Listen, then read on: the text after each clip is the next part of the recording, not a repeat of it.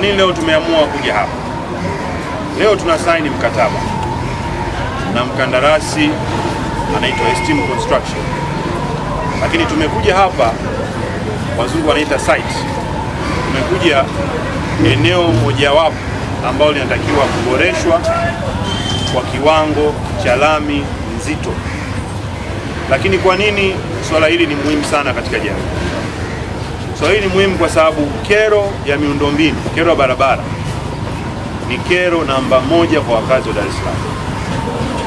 Sasa barabara hizi, miundombinu hii ina faida nitakazozitaja hapa.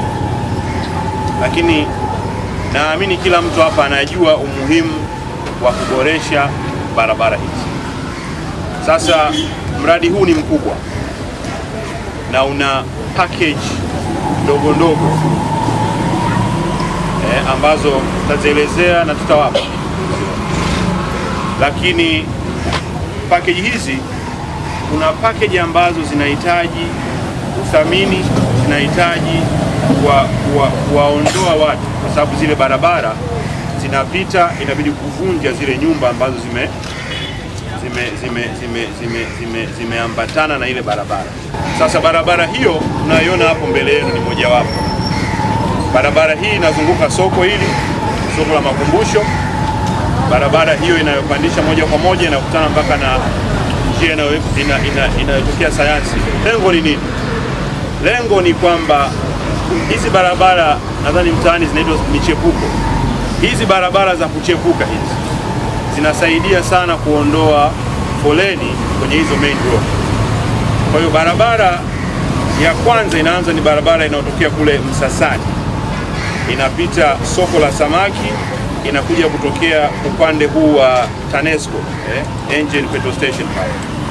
Barabara hiyo ni maarufu sana, lakini watu wamekuwa wanailalamikia kwa sababu hiyo unaweza kutoka moja kwa moja Oysterbay ukaingia Mikocheni, ukawa umekwepa hizi barabara kubwa. Hiyo ni barabara ya kwanza. Barabara ya pili ni hiyo mnayoiona pale, ambayo imeambatana, inatoka kwenye lami inakuja mpaka kwenye soko, kwenye kituo. Alafu kutoka kwenye kituo inapandisha moja kwa moja mpaka kutana ile Kajenge Road, yale maeneo. Kwa kifupi, leo ni shughuli fupi tu ya sisi kusign mkataba na mkandarasi. Mkandarasi yuko hapa. Lakini tukasema leo hatusaini ofisini.